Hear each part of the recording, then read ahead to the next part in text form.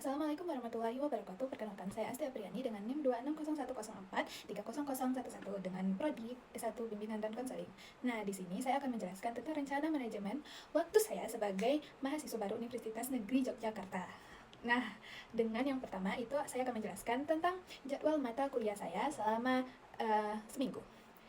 Di sini saya hanya mendapatkan 7 jadwal mata kuliah saja. Yang pertama itu mata kuliah saya tentang pendidikan agama Islam dimulai di hari Rabu jam 13.00 waktu Indonesia bagian Barat sampai jam 14.40 waktu Indonesia bagian Barat dengan 2 SKS. Nah, selanjutnya yang kedua itu mata kuliah pendidikan kewarganegaraan dengan hari Rabu juga dan dimulai dari jam 14.50 waktu Indonesia bagian Barat sampai jam 16.30 waktu Indonesia bagian Barat dengan hanya 2 SKS. Selanjutnya, yang ketiga itu tentang mata kuliahnya bahasa Inggris tujuan khusus dengan harinya itu hari Selasa jam 11.10 waktu Indonesia bagian Barat sampai jam 12.50 waktu Indonesia bagian Barat atau siang dengan 3 SKS.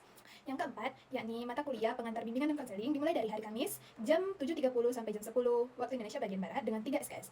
Nah, yang kelima, itu mata kuliah tentang literasi kesehatan mental dimulai pada hari Selasa jam 7.30 sampai jam 10.30 waktu Indonesia bagian Barat dengan 3 SKS. Yang keenam, yakni mata kuliah tentang psikologi perkembangan dimulai dari hari Senin jam 13.00 sampai jam 15.30 waktu Indonesia bagian Barat dengan 3 SKS. Nah, yang ketujuh dan terakhir, ini saya mempelajari tentang mata kuliah psikologi umum yang dimulai dari hari Rabu dari jam 10.10 waktu Indonesia bagian Barat sampai jam 12.40 waktu Indonesia bagian Barat dengan 3 SKS.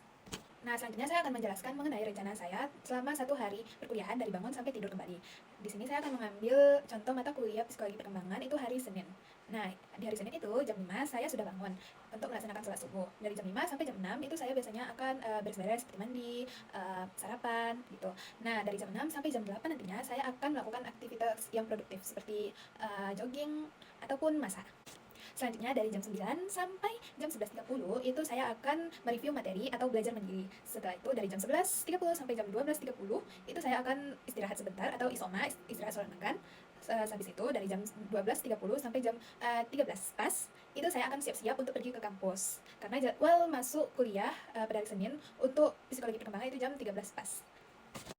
Selanjutnya dari jam 13 sampai jam 15.30 saya mengikuti perkuliahan psikologi perkembangan yakni dengan waktunya 3 SKS. Dari jam 15.30 sampai jam 17.00 itu saya akan pulang ke rumah dan melaksanakan sholat asar serta istirahat sebentar. Dari jam 17.00 sampai jam 19.30 itu saya akan berberes-beres atau mandi, lalu sholat maghrib serta makan. Dari jam 19.30 sampai jam 22.00 itu saya akan mereview kembali apa yang telah saya pelajari tadi siang dan saya akan istirahat serta bermain gadget sebentar sampai jam 22.00.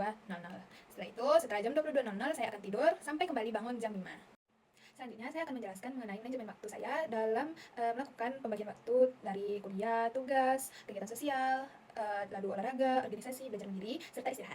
Yang pertama itu dari jam 5 pagi sampai jam 6 itu saya sudah bangun tidur. Setelah itu saya melakukan kewajiban saya yakni sholat subuh, habis itu beres-beres kamar dan lainnya. Nah, dari jam 6 sampai jam 7 saya itu akan melakukan olahraga dan sarapan. Dari jam 7 sampai jam 12 itu saya akan melakukan belajar mandiri ataupun mengerjakan tugas yang sebelumnya diberikan. Nah, dari jam 12 sampai jam 13 siang itu saya akan isoma atau istirahat setelah makan lalu siap-siap untuk pergi ke kampus. Nah, dari jam 13.00 sampai jam 15.30 itu saya mengikuti perkuliahan. Selanjutnya dari jam 15.30 sampai jam 18.30 itu saya akan mengikuti organisasi. Nah, dari jam 18.30 sampai jam 19.30 itu saya akan pulang, istirahat dan sholat maghrib. Dari jam 19.30 sampai jam 21.30 itu saya akan belajar kembali tentang materi yang sudah saya pelajari tadi dan mengerjakan tugas. Dari jam 21.30 sampai jam 22.00 itu saya akan me time seperti main handphone ataupun istirahat. Jam 22.00 itu nanti saya sudah tidur dan bangun lagi jam 4.30 pagi. Selanjutnya saya akan menjelaskan cara membagi waktu yang efektif menurut saya. Yakni saya akan menjadwalkan sesuatu itu tidak terlalu padat untuk hari itu. Jadi jika ada hal yang mendesak itu akan saya utamakan. Namun kalau tidak mendesak itu bisa saya ganti ke hari yang lain. Untuk alat pencatat jadwal yang saya gunakan itu saya menggunakan notes seperti ini karena di sini sudah tertulis hari serta tanggalnya yang bisa kita ubah. Untuk cara menangani konflik kegiatan, itu saya akan memilih kegiatan mana yang lebih penting dari kegiatan yang akan saya lakukan. Seperti misalnya kuliah, jadwal kuliah yang bentrok sama organisasi, itu saya akan memilih kuliah dulu karena itu prioritas saya, baru nanti ke organisasi. Selanjutnya saya akan melakukan evaluasi jadwal selama 2 minggu. Itu saya akan memikirkan mana saja jadwal yang tidak perlu dan mana saja jadwal yang harus diprioritaskan. Jadi jika tidak perlu, bisa saya ubah jadwalnya ke jadwal yang tidak penuh gitu. Yang tidak banyak jadwal harian saya pada hari itu. Namun kalau yang prioritas itu pasti akan saya dahulukan terlebih dahulu. Terima kasih.